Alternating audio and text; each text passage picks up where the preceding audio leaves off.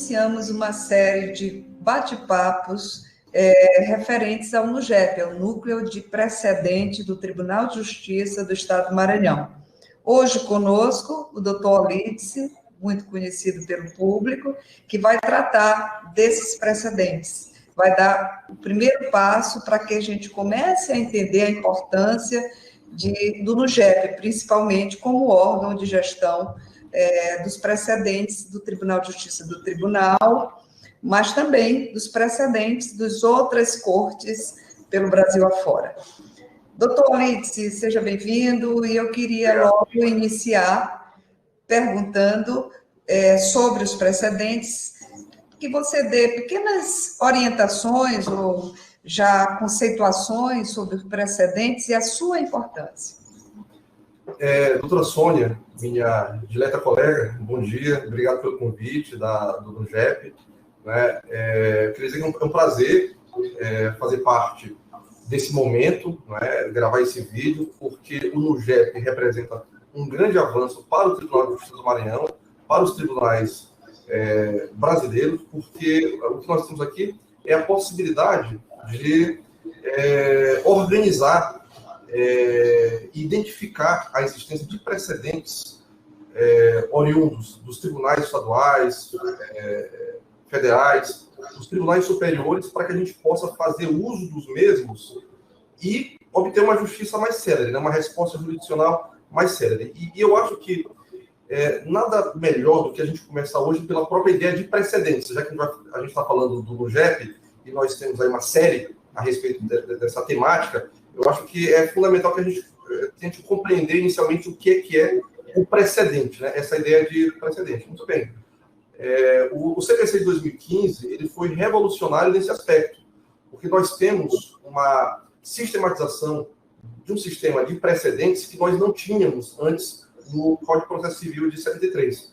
Nós tínhamos aqui e acolá algumas referências, especialmente a obstáculos relacionados a decisões obtidas em recursos repetitivos, em súmulas do Supremo Tribunal Federal, que tinham algum tipo de efeito no procedimento judicial.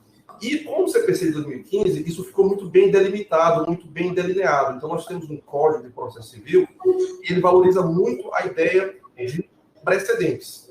E isso, Olídice, sem querer lhe interromper, eu acho que existe uma questão de segurança jurídica muito importante para a sociedade, eu acho que as pessoas, a gente ouve muitas pessoas reclamarem, e com alguma justiça, de que decisões diversas, para pessoas com a mesma problemática, e me parece que o precedente tem uma força nesse sentido muito grande de uniformizar as decisões e, com isso, levar uma mensagem mais adequada à sociedade das decisões judiciais. O que você acha? Eu acho, Sônia, que esse é o ponto crucial do sistema de precedentes. Eu acho que todos nós já passamos por esse tipo de constrangimento quando nós somos indagados por algum parente, por um vizinho, por um amigo, que eles perguntam assim...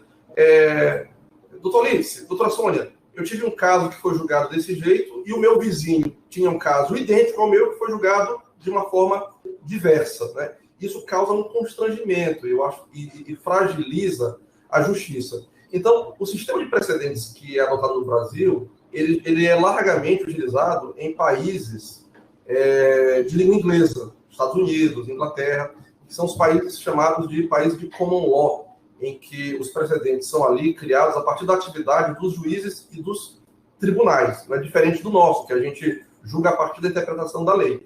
Mas por que nós tivemos essa necessidade de trabalhar com os precedentes? Nós não vamos abandonar a lei como fonte primária do nosso direito, mas o que a gente tem como fundamental nesse momento é que a gente possa tratar as partes com igual consideração, ou seja, que os julgamentos sejam iguais para todos. Eu acho que a primeira questão do precedente é a ideia de igualdade, é tratar a todos de forma igual. Então, mas isso é importante, o juiz não pode esquecer que isso não engessa a decisão dele, porque precedentes Eles valem hoje para uma realidade, mas podem ser discutidos sobre outros parâmetros se a realidade mudar, né? Que há uma preocupação, eu acredito, já vi colegas falando, no engessamento da magistratura. O que você acha? Você acha que engessa? Eu acho que essa questão do engessamento decorre da falta de compreensão da ideia de precedentes. Eu acho que quanto mais a gente se aprofunda, quanto mais a gente estuda o sistema de precedentes, que é algo absolutamente fascinante, não é? É um sistema secular. Quanto mais a gente avança nesse estudo, mais a gente compreende que essa é uma preocupação infundada. Então veja, Sônia, em primeiro lugar, os nossos precedentes, eles são precedentes qualificados, são previstos todos lá no artigo 927 do Código de Processo Civil.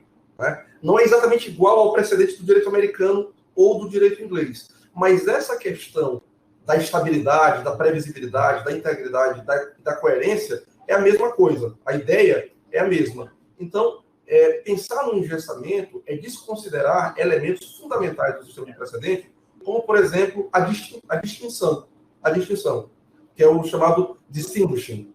Então, hoje, quando o advogado ingressa com uma ação e ele vai preparar a petição inicial dele, além de todos os requisitos da petição inicial, o advogado deve observar se aquele pedido dele afronta uma decisão que já está constituída num precedente, lá do artigo 927 do Código de Processo Civil. Ou seja, ele deve observar se o pedido dele afronta uma súmula do STF, um acórdão de IRDR, um acórdão de IAST. E essa sua observação é muito importante, penso eu, porque nós vivemos com processos até a garganta, né? E acabamos levando muito tempo decidindo a mesma coisa, né? Isso. E o sistema de precedentes, como você bem fala, que o próprio advogado, ou seja, na porta de entrada, já pode existir um crivo ou uma... Não é verdade? Então, isso já vai nos ajudar, porque nós vamos focar em processos que, de fato, precisam da maior atenção, já que aquela decisão já foi fruto de um precedente julgado pelo STJ, pelo Tribunal de Justiça, dando mais folga na nossa agenda para focar naquilo que é mais importante, né? E só retomando essa questão do engessamento, que é um medo muito comum, eu estava falando sobre a questão da petição inicial, dos requisitos, que você passa a agregar essa questão de não afrontar um precedente, qual é o dever do advogado aí? E qual é o dever, o grande exercício intelectual do juiz? E por isso não há que se falar em engessamento. O advogado deverá demonstrar que aquele caso dele é distinto de outro que foi julgado pelo Supremo, pelo STJ, ou que consta de uma decisão de IRDR do tribunal local. É claro, ele ingressa com a ação, o juiz diz, olha, isso aqui já foi decidido no IRDR. Então, em obediência ao artigo 9º e 10º do Código de Processo Civil, que evita as decisões surpresas, o juiz deverá determinar a intimação do advogado para que ele se manifeste sobre a distinção. E aí você tem um exercício interpretativo muito forte, não há nada de engessamento. O que o advogado vai dizer aí? Olha, esse meu caso é distinto daquele pelas razões tais, tais e tais. Né? Ou ainda, o advogado pode dizer, é o momento de ampliar, de alargar o conteúdo da decisão anterior. Ou ainda, é momento de restringir. Então, você tem um exercício que não para nunca. É o exercício de distinguir, é o exercício de ampliar, é o exercício de restringir. Isso é tudo interpretação, que não vai ser retirada do juiz. Leidice, eu queria te agradecer, eu acho que sua fala vai ser muito bem utilizada por todos nós, e a gente só pode dizer que virão outros vídeos, aguardem. Obrigada por todos. Eu que agradeço a participação.